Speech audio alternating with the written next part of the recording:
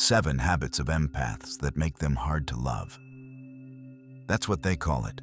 Too sensitive, too complicated, too much work. But what if I told you that every trait they've labeled as your flaw is actually the universe's filtering system, designed to keep out anyone who isn't ready for your depth? You've heard it before.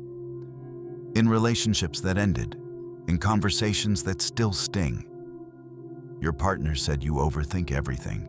Your friends wondered why you can't just relax at parties. Someone you loved said those words that still echo, "Why can't you just be normal?" And you tried. You forced yourself into crowded rooms even when everyone's anxiety pressed against your chest. You said yes when your body screamed no. You dimmed your intensity, ignored your intuition, pretended you were fine when you were drowning. You apologized for feeling too much, caring too deeply, seeing too clearly. With every apology, you learned to make yourself smaller, to need less, to feel less, to be less. But here's what no one told you. In the 1920s, a Swiss psychiatrist named Carl Jung discovered something most people still don't understand. He found that certain individuals carry what he called the wounded healer archetype. People who absorb others' suffering, not because they're weak, but because they have the rare capacity to transform it. Jung spent decades documenting this. What he discovered explains why you've been called hard to love, why relationships end with "you're too intense," why you keep attracting the wrong people. There are specific patterns, specific habits that mark you as different. And I'm going to walk you through them today. Not to make you feel worse, but to show you something that will change everything. Let me paint you a picture. You walk into a party and within 20 minutes, you're scanning for exits. Not because you're shy, but because something is happening to you that others don't experience. You're absorbing everything. The woman laughing too loud, hiding heartbreak. The man checking his phone, anxious about being present. The couple arguing with their eyes. You feel it all washing over you. Their forced joy, their hidden sadness, their swallowed anger. And nobody understands why you look exhausted when all you did was show up. They say things like, "You're so antisocial," or "Why do you always want to leave early?" or "Can't you just have fun for once?" And you don't know how to explain the fun for them is sensory overload for you. That their energizing social interaction is your emotional marathon. That you're not being difficult, you're literally processing 20 different emotional frequencies simultaneously. Someone asks you for help, and even when you're running on empty, you say yes. You sacrifice your time, your energy, your peace, because saying no feels like causing them pain. Their discomfort becomes your discomfort. So you keep giving until there's nothing left, and they call you generous, but you know the truth. You don't know how to stop. Your partner complains you're always analyzing them. But you're not fixing. You're seeing. You spot the solution before they finish describing the problem. You recognize their patterns, their wounds, their potential. And somehow, this makes you controlling, overbearing, too much. You value truth above comfort. When someone asks what you think, you tell them.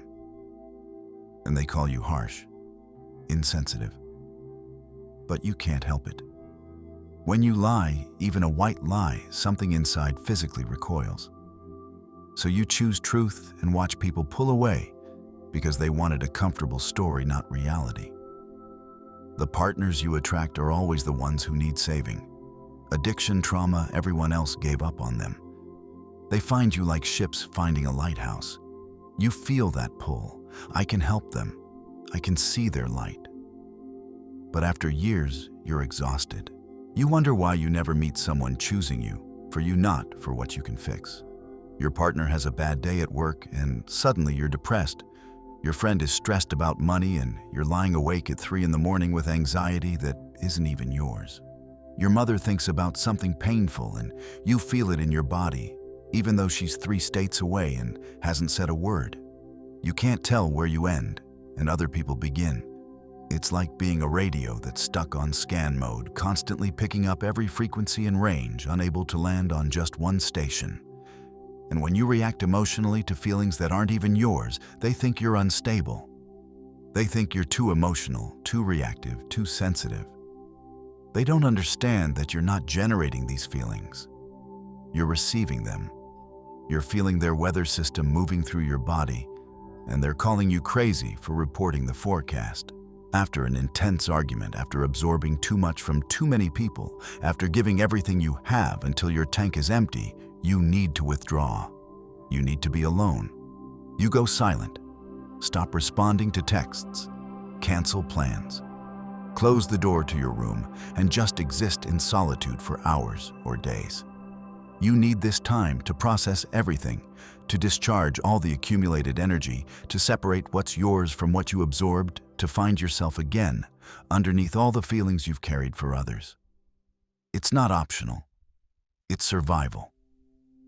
But they call it running away. They call it stonewalling. They call it emotional abandonment. They accuse you of shutting down and shutting them out, when really you're just trying not to drown. These patterns I'm describing, these habits, they've been used as evidence that something is fundamentally wrong with you, that you're difficult, that you're the problem in every relationship that fails, that you're too much work to love. And each time someone leaves, each time a relationship implodes, a small part of you believes them a little bit more. Each time you think, maybe they're right. Maybe I really am too complicated. Maybe I really do need to change who I am. You're like a radio receiving every frequency at once, while everyone else is comfortably listening to one station and wondering why you look overwhelmed by the noise. You walk through life with all your senses turned up to maximum volume, picking up signals others don't even know exist, and they wonder why you need to rest more, why you need to retreat more, why you can't just push through like they do. The relationships ended. The partners left. They said you were too intense, too complicated, too hard to understand. They said loving you was exhausting, that you have too many needs, that you require too much emotional labor, that they never know which version of you they're going to get. And you started to believe that being an empath, being this sensitive being, this aware, means you're destined to be alone. Or worse, to settle for people who tolerate you instead of people who celebrate you. To accept crumbs of understanding instead of holding out for someone who actually gets it. But what if I told you that everything you think is wrong with you is actually the most right thing about you? What if these patterns that have been weaponized against you aren't flaws, but filters? What if the reason you've been called hard to love has nothing to do with being too much and everything to do with trying to love people who are too little to hold your depth? What if you've been trying to fit your ocean into their teacup and calling yourself the problem when it overflows? Jung discovered something in his decades of research that modern psychology still struggles to accept. He found that certain souls are born as emotional empaths, as highly sensitive people, in a world that was built by and for thick-skinned people. And these souls don't need to change. They don't need to become less sensitive or less aware or less intense. They need to understand what they are. And more importantly, they need to stop trying to fit into spaces that were never built to hold their depth. You don't have to change anything yet. You don't have to fix yourself or become easier to love or learn to be less of whatever you are. Right now, I just need you to be here with me, to stay present for what I'm about to show you. Because what happens in the next 40 minutes will rewrite everything you thought these patterns meant. The question isn't why are you hard to love? The real question is, what if you've been trying to give your depth to people who only wanted your surface? What if your sensitivity isn't the problem, but the solution you haven't understood yet? What if being called too much is just another way of the universe saying you're offering something most people aren't ready to receive? Stay with me, because I'm about to show you what's really happening behind these patterns. I'm going to reveal what they actually mean. And once you see it, you can't unsee it. And that's when absolutely everything changes. The first one.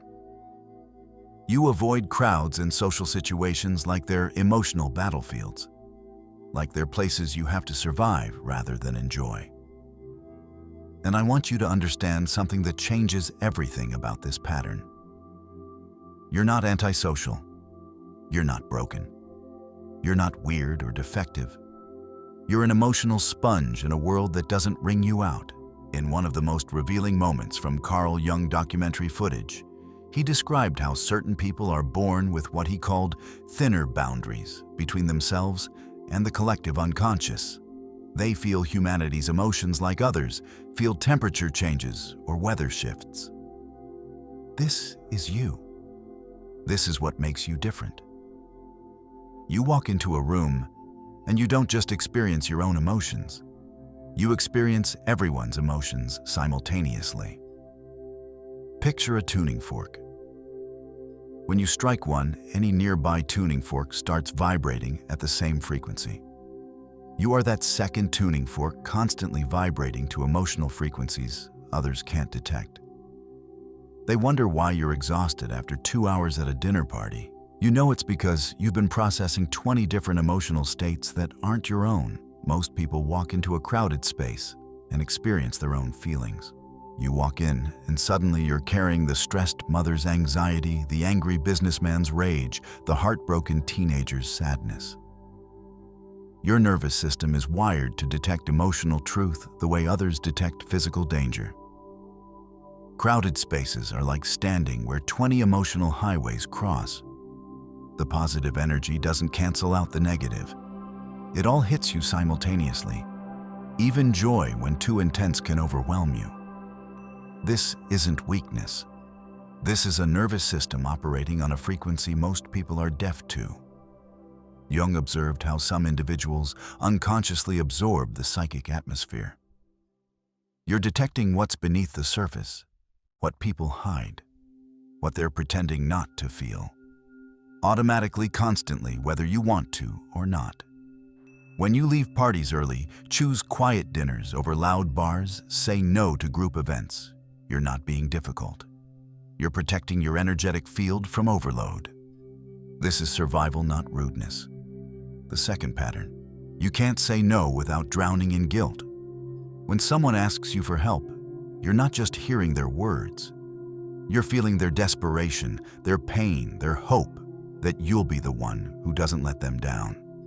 Your nervous system responds with physical discomfort when you consider refusing them. Your chest tightens, your stomach clenches. This isn't weakness. You're detecting their need at a level they haven't even consciously registered yet. But here's the shadow side Jung would point to.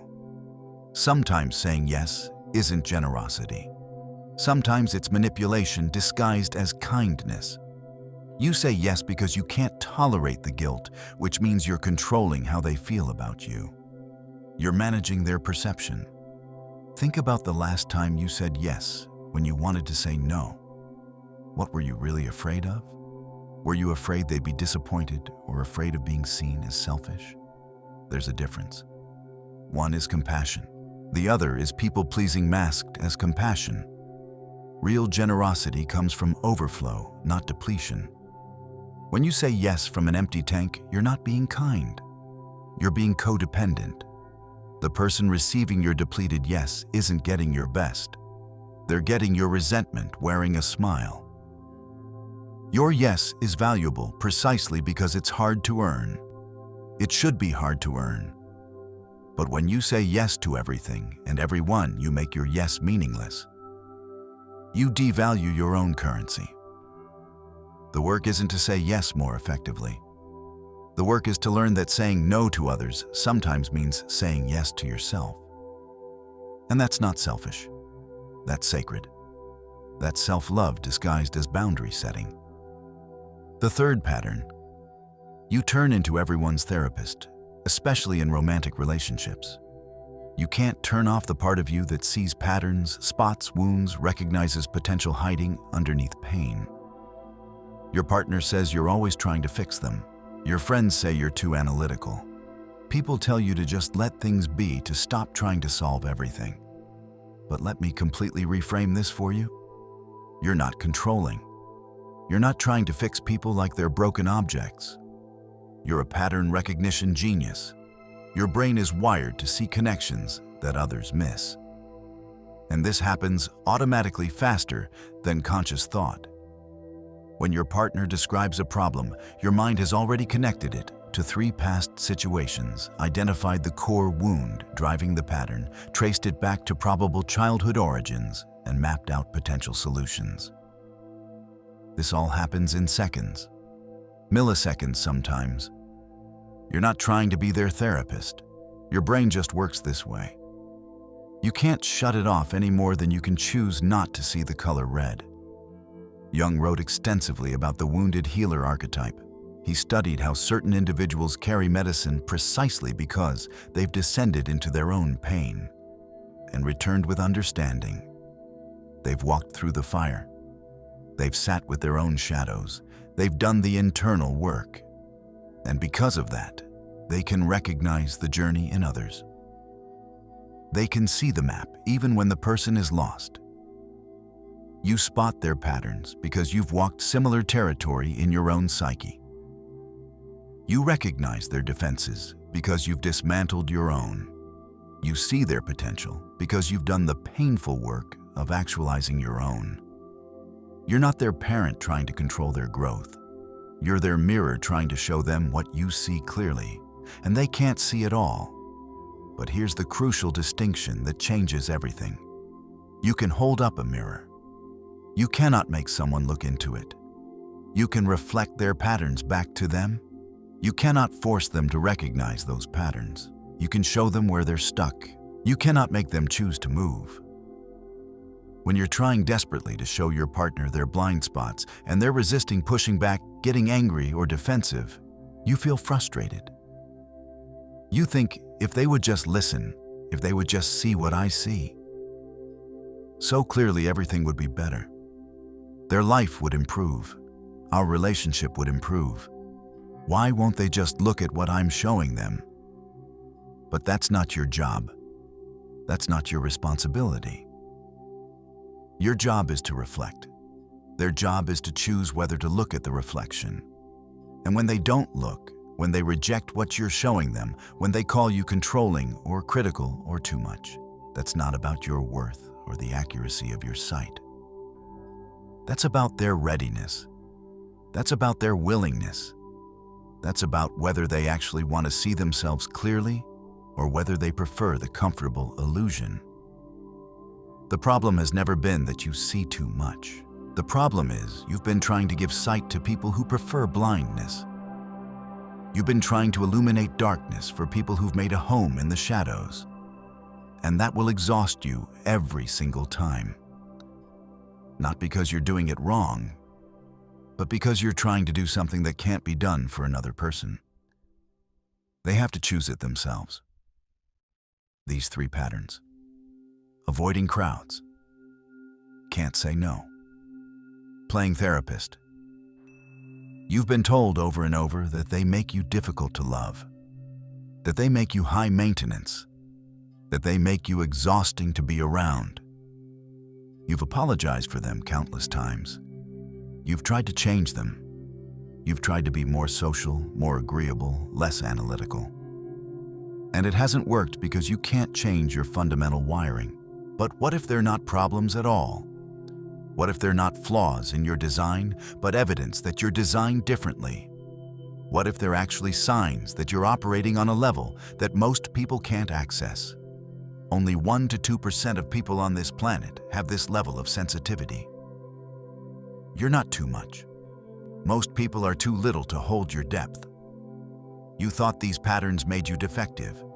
You thought they proved something was wrong with you.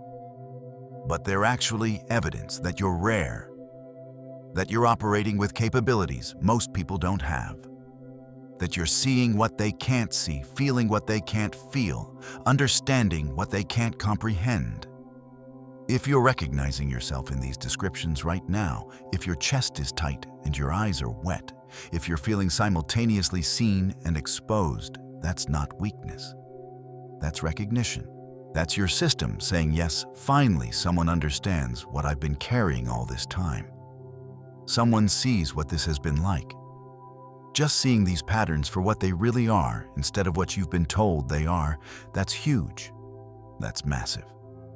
Most people never get this far. Most people spend their entire lives thinking they're broken without ever understanding they're just different. If you need to pause and breathe right now, do that. If you need to let some tears fall, let them. This is a lot to take in. If you recognized yourself in these 3 truths, comment which one resonated most deeply. You're not alone anymore. Thousands of empaths here finally feeling understood. Let us see you. Welcome. But stay with me, because I'm about to show you 2 more patterns that are probably running your relationships without you even realizing it. 2 more habits that have been used as weapons against you, and then I'm going to show you how to flip all of this completely upside down.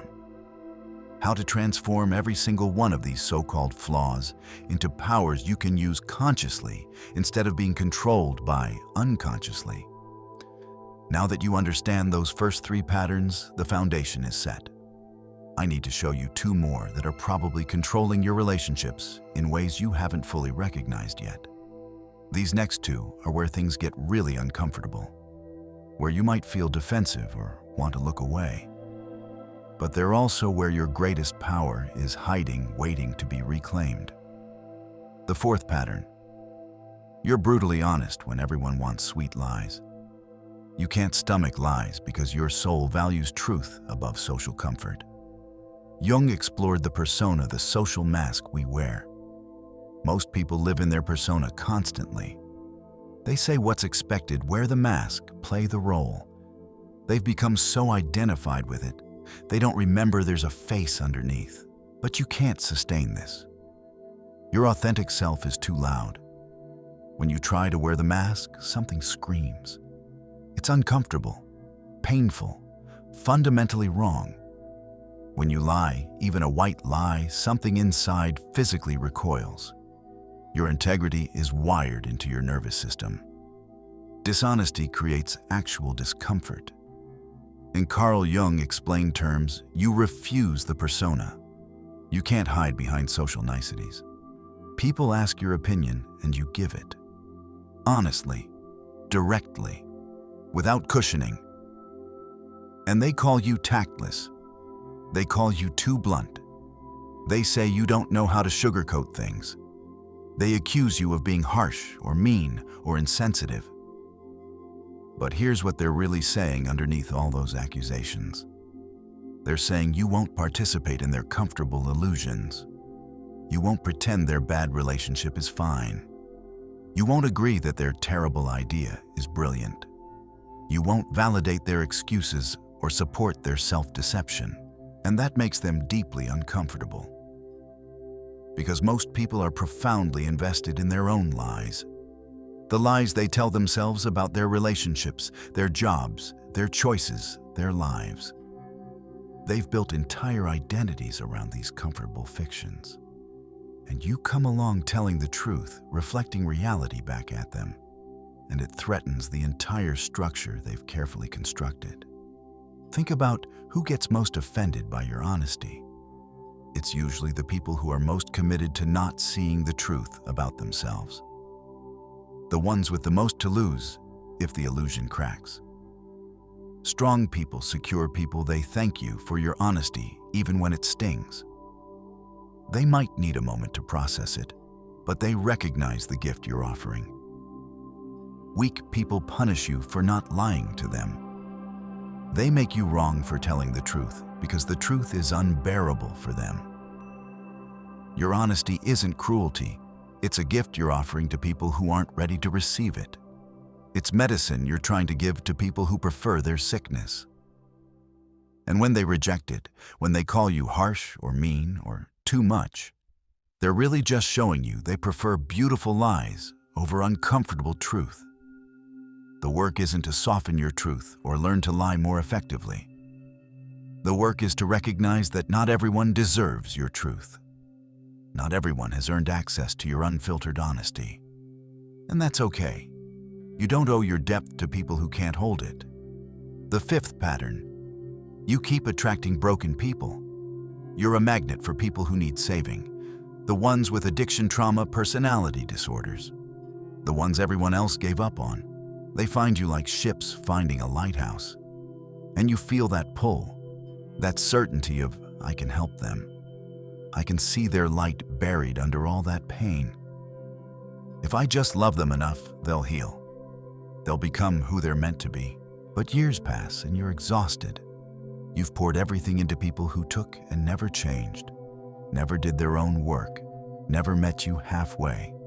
And you wonder, why do I only attract damaged people? Why can't I meet someone who already has their life together? Here's what Jung discovered through his groundbreaking work on psychological projection. Wounded people see in you the wholeness they lack in themselves. They look at you and they see clarity where they have confusion, strength where they have weakness, stability where they have chaos. They're drawn to your light because they're navigating in complete darkness. It's not personal. It's not really even about you as an individual. You're radiating something they desperately need, and their survival instinct drives them toward you. But here's the part that will change everything once you really let it sink in. You're not meant to be a rescue ship. You were never designed to jump in the water and save drowning people. You're meant to be a lighthouse. Your job, your only job, is to stand on solid ground and shine. Their job is to do the navigation, to row their own boat, to chart their own course using your light as a reference point. When you jump in the water to save every sinking ship, you stop being a lighthouse and become wreckage yourself. You can't shine when you're drowning. You can't illuminate when you're underwater struggling to breathe. And the person you jumped in to save, they're often so panicked, so consumed by their own survival, that they'll climb on top of you to save themselves. They'll push you under to get air. Not because they're evil, because they're drowning. The pattern isn't that you attract broken people. That's not the problem. Broken people are everywhere. Wounded people are the majority. The pattern is that you keep choosing them. You see a wounded soul and something in you says, that's my person. That's the one I'm meant to help heal. But what you're actually attracted to is their potential, not their reality. You're falling in love with who they could become if they did the work, not who they actually are in this moment. And potential is pure fantasy. It's a story you're telling yourself. Reality is truth. Reality is what is right now, regardless of what could be. You cannot love someone into wholeness. You cannot heal someone who isn't doing their own work. You cannot be the reason they change. They have to choose that themselves. They have to want it for themselves. They have to do the actual work, and you can't do it for them no matter how clearly you see what needs to be done.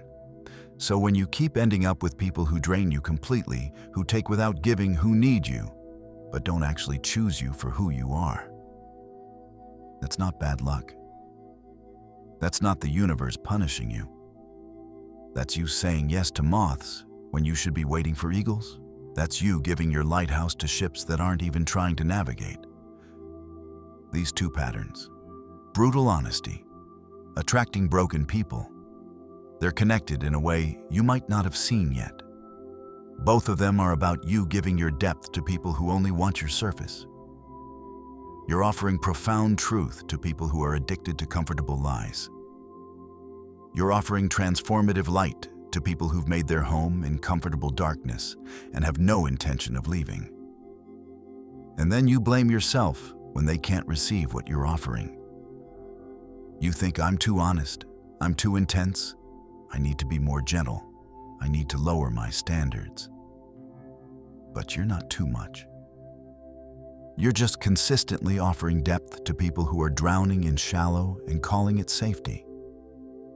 Now here's where Jung's work becomes truly revolutionary, where it shifts from understanding into transformation. He didn't say fix these patterns. He didn't say make yourself smaller or easier or more palatable to others. He said something that most people misunderstand, even today. He said the shadow, those parts of yourself you've rejected and hidden away, they're not your enemy. They're your power, living in exile, waiting to be reclaimed. Your brutal honesty. That's not a character flaw. That's integrity living out loud. That's authenticity refusing to hide. Your attraction to broken people. That's not codependency or a savior complex. That's a healer's gift that you haven't learned to protect and wield consciously yet. These aren't problems that need to be solved. They're powers that need to be integrated and used wisely. Jung said we all have a shadow. The parts of ourselves we've been taught are unacceptable. The parts we've learned to hide, deny, suppress. For you as an empath, you've been taught to reject your intensity, your depth, your inability to tolerate bullshit. You've been told these qualities make you difficult to love. So you've shoved them into shadow, called them problems, tried desperately to kill them off. But shadow work isn't about destroying these parts of yourself. It's about bringing them into light and seeing them for what they really are. Not curses, but powers. Not flaws, but gifts. Your honesty is power. Your ability to see potential in broken people is power. The question has never been, how do I fix these traits? The question is, how do I use these traits consciously and wisely instead of being controlled by them unconsciously? And that's exactly what I'm about to show you. But first, I need to reveal the last two patterns, the ones that tie absolutely everything together. The ones that explain why you felt so profoundly alone, even when you were in relationships. Stay with me. This is where everything transforms completely. The sixth pattern. You absorb other people's emotions as if they're your own. You carry their feelings in your body like they belong to you. This might be the single most important pattern to understand because it explains literally everything else we've talked about. It's the foundation underneath all the other habits. When your partner has a terrible day at work and suddenly you're depressed, even though your day was fine, that's not empathy in the normal sense. That's energetic absorption. When your friend is stressed about money they owe, and you're lying awake at 3 a.m. with financial anxiety even though your bills are paid, that's not caring. That's taking on something that doesn't belong to you. Jung wrote extensively about what he called the collective unconscious. This shared psychological inheritance that all humans are connected to. This field of shared experience and emotion that exists beneath individual consciousness. Most people can't feel it at all. They're completely insulated from it. Cut off. They experience only their own individual emotions and maybe pick up vague vibes from people physically near them. But you're not insulated. You're not cut off. You're connected to the collective unconscious in real time. You feel the world's pain and potential the way most people feel temperature or physical sensations.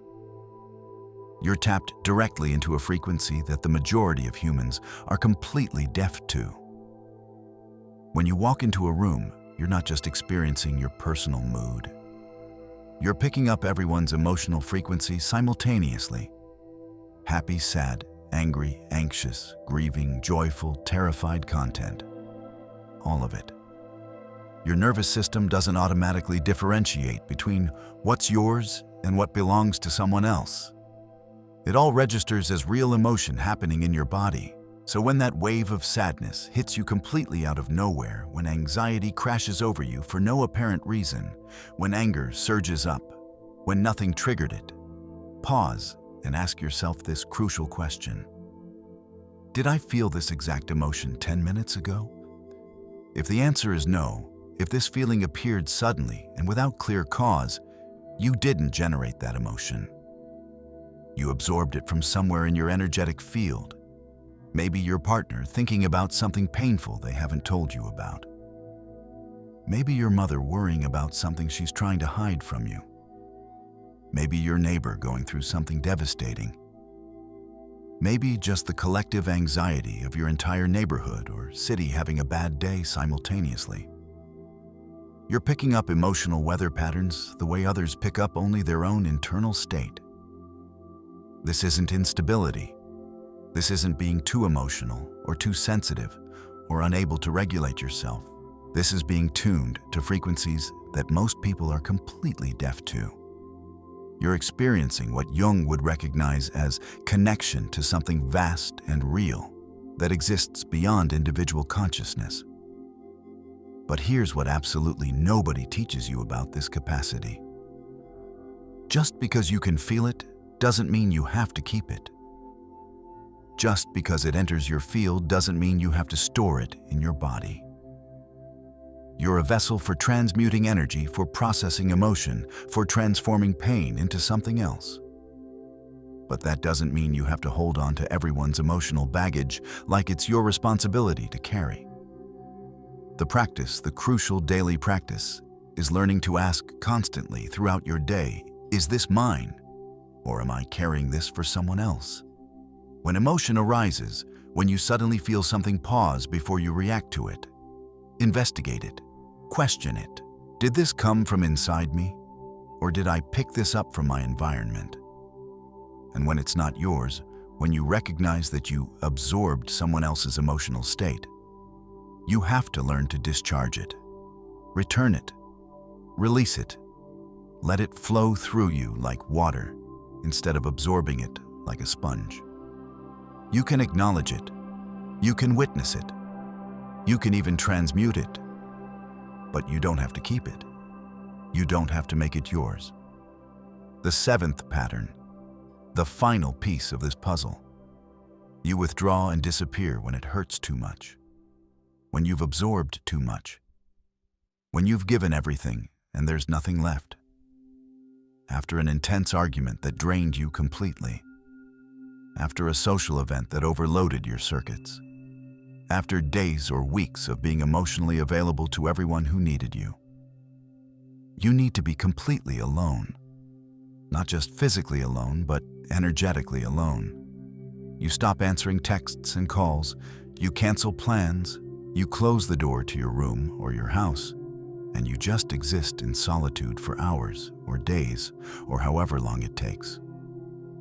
You need this time desperately, urgently, like you need air or water. It's not optional or negotiable. It's survival. You need to process everything you've absorbed. Discharge all the accumulated energy that isn't yours. Separate your actual feelings from everything you picked up from others. Remember who you are underneath all the roles you play and the feelings you carry. Find your center again. Ground yourself. Come back to yourself. And they call it avoidance. They say you're running away from conflict. They call it stonewalling when they've been taught that term in therapy. They accuse you of emotional abandonment. They make you wrong for needing this, when for them talking it out immediately is how they process. They don't understand that what they need and what you need are fundamentally different. But Jung saw this completely differently. He didn't pathologize this need for solitude. He didn't call it avoidance or running away or any of the negative labels people use. He called it individuation, the process of becoming whole, becoming yourself. And he wrote extensively about how this process absolutely requires periods of solitude, separation from the collective noise, time alone with yourself to integrate what you've experienced. When you withdraw, you're not running away from anything. You're going into what I call the chrysalis, that protected space where transformation happens, where you process what you absorbed, where you discharge what isn't yours, where you transmute pain and confusion into wisdom and clarity, where you remember who you are separate from everyone else's needs and emotions and expectations. Every single time you pulled back, found your center, done your internal work, and returned to yourself and to others, you came back stronger. More clear, more grounded, more yourself. That's not avoidance. That's alchemy. That's transformation. And anyone who punishes you for needing this process doesn't understand the depth of what you're actually doing in that solitude. So those are the 7 patterns. Avoiding crowds. Can't say no. Playing therapist. Brutal honesty. Attracting broken people. Absorbing emotions. Withdrawing to heal. 7 habits that have been used as evidence that you're too much, too difficult, too complicated to love. 7 reasons you've been told you're the problem. But now, I'm going to flip every single one of them. I'm going to show you what they actually are. Not flaws, but powers. Not problems, but gifts. And I'm going to give you specific ways to start using them consciously starting right now. Let's start with power 1. Energetic sovereignty.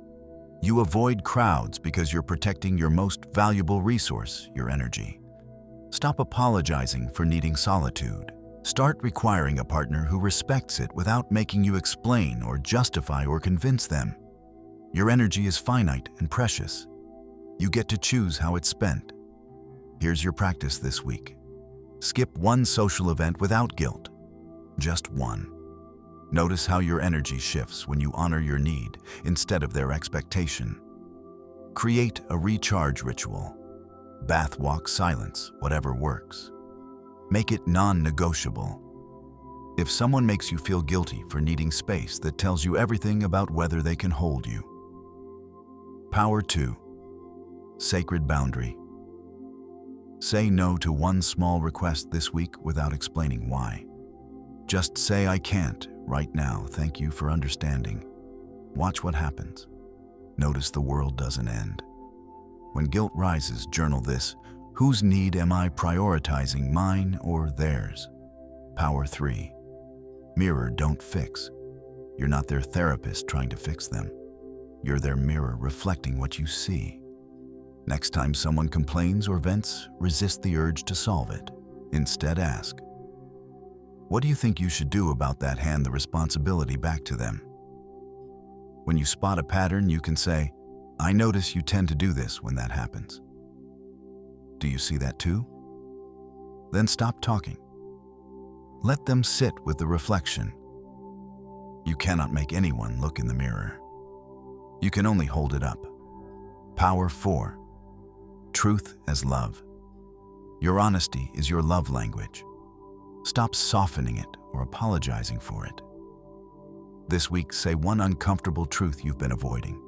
You can preface it with, "I care about you, which is why I'm telling you this truth," instead of a comfortable lie. If they get angry at your honesty, ask them directly, "Do you want me to lie to you?" Would that actually help you? People who can't handle your truth can't handle your love. They're the same exact frequency. Power 5. Lighthouse, not rescue ship. You are a lighthouse standing on solid ground. Say this out loud until it sinks into your bones. I'm a lighthouse, not a rescue ship. I will illuminate the path, but you have to do the navigation. This week, notice, am I attracted to this person's potential or their reality? Am I being chosen for who I am or needed for what I can provide? Set a boundary.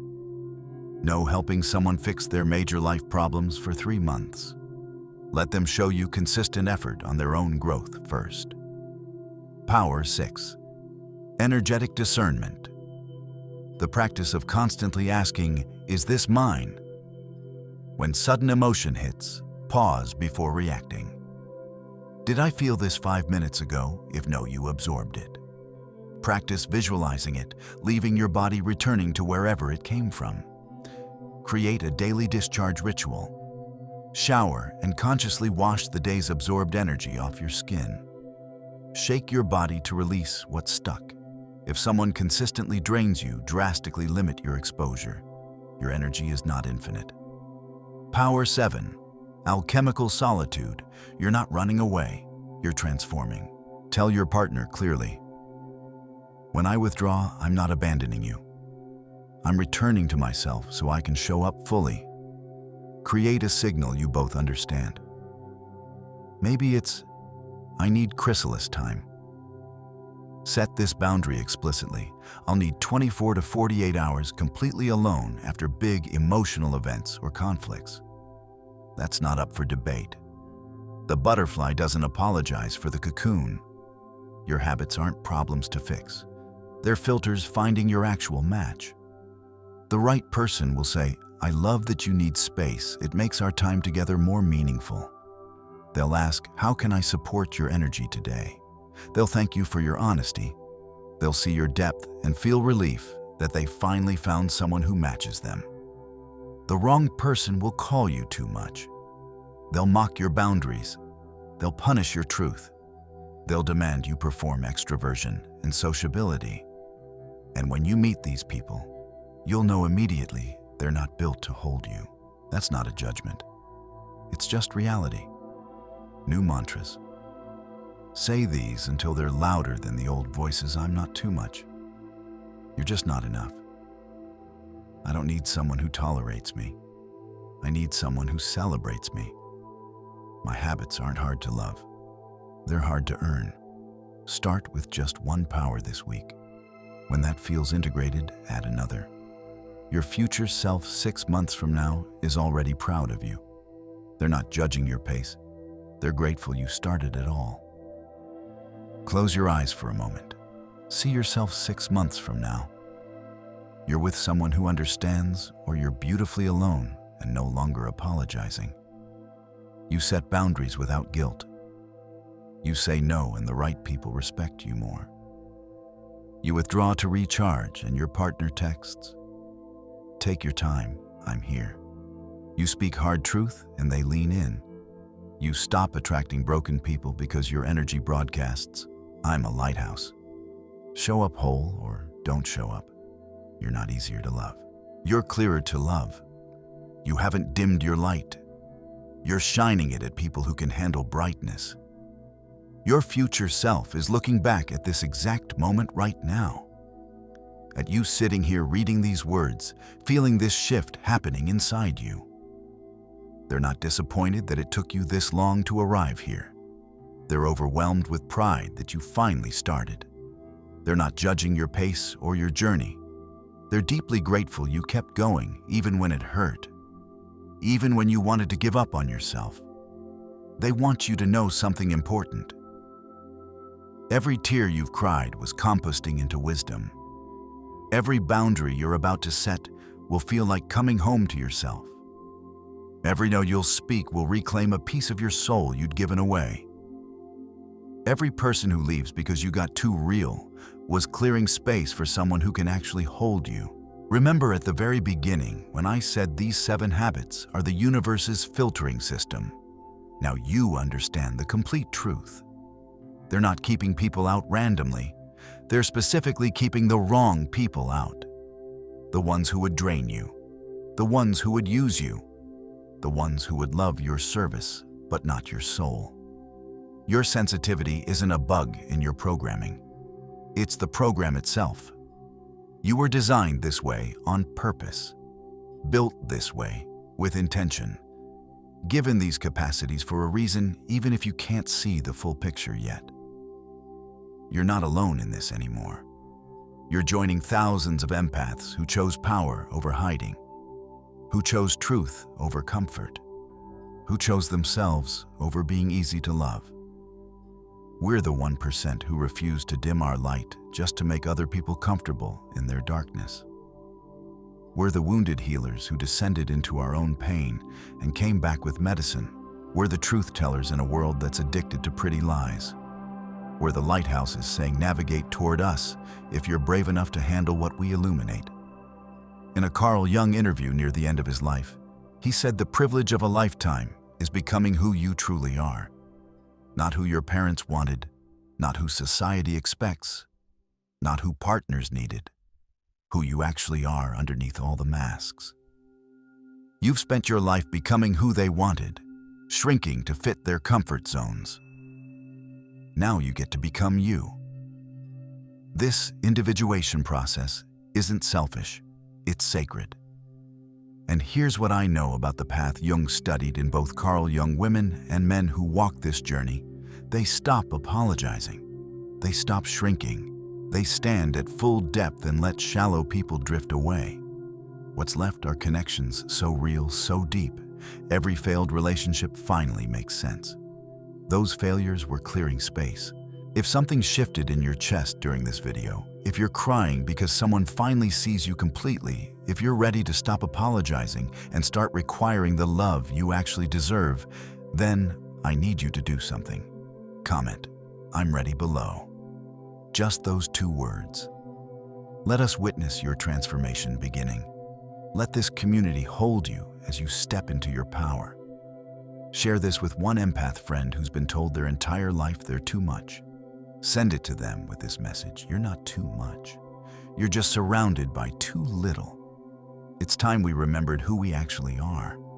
And subscribe to this channel because this is only the beginning. We're building something here. A tribe of people who refuse to shrink anymore. A community of empaths who chose power. You're part of that now, whether you realize it yet or not. Here's your final image. You're not a broken radio. You're tuned to stations most people don't know exist. Frequencies they can't detect. Depths they can't fathom. And the person meant for you. They're scanning frequencies looking for your exact signal. Searching for someone who matches their depth, who can hold their intensity. When they find you, they won't say you're too much. They'll say, "Where have you been all my life?" Finally, someone who operates at this frequency. You're not hard to love. You're sacred to love. You're not too much. You're exactly enough for someone who's enough for you. You weren't born to fit their world. You were born to build your own. All that old pain, the shame that's lived in your body for years, the guilt about needing too much, the belief that you're fundamentally broken. Let it fall away from you right now like old clothes you've outgrown. You came here carrying weight that was never yours to carry. You're leaving it here, all of it. You came here feeling profoundly alone. You're leaving with your tribe. You came here apologizing for existing. You're leaving roaring your truth. You came here thinking you were too much. You're leaving knowing you're more than enough. Welcome home to yourself. This isn't an ending. This is your beginning. You are not too much. You are more than enough.